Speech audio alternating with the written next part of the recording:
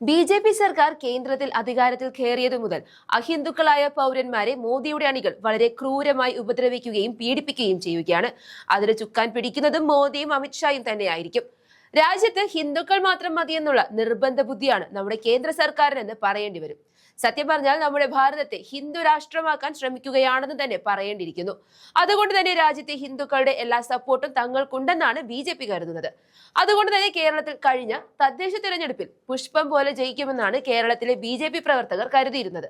എന്നാൽ തദ്ദേശ തിരഞ്ഞെടുപ്പിൽ ബി.ജെ.പി. കനത്ത തോൽവി തന്നെയാണ് നേരിട്ടത് എന്ന് മാത്രമല്ല, ഹിന്ദുക്കളുടെ വോട്ട് ബാങ്കിൽ വിള്ളല് കൂടി വന്നിരിക്കുകയാണ്. ചുരുക്കി പറഞ്ഞാൽ ബി.ജെ.പിക്ക് കേരളം തക്ക മറുപടി നൽകിയിരിക്കുകയാണ് ഈ തിരഞ്ഞെടുപ്പിലൂടെ എന്ന് ഉറപ്പിച്ചു പറയാൻ കഴിയും.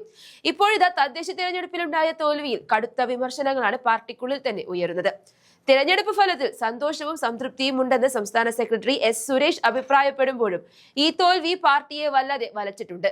നായർ ഇഴവ വോട്ടുകളാണ് നഷ്ടപ്പെട്ടതെന്ന് പാർട്ടി വിലയിരുത്തി.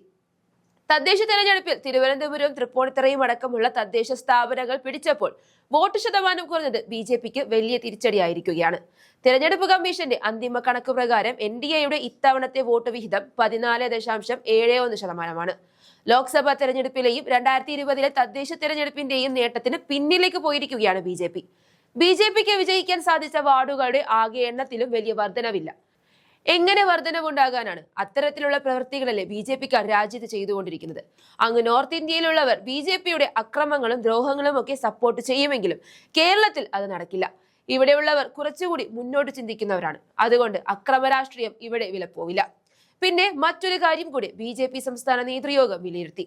അതായത് ക്രിസ്ത്യൻ ഔട്ട്റീച്ചും പാളി എന്നുള്ളതാണ്.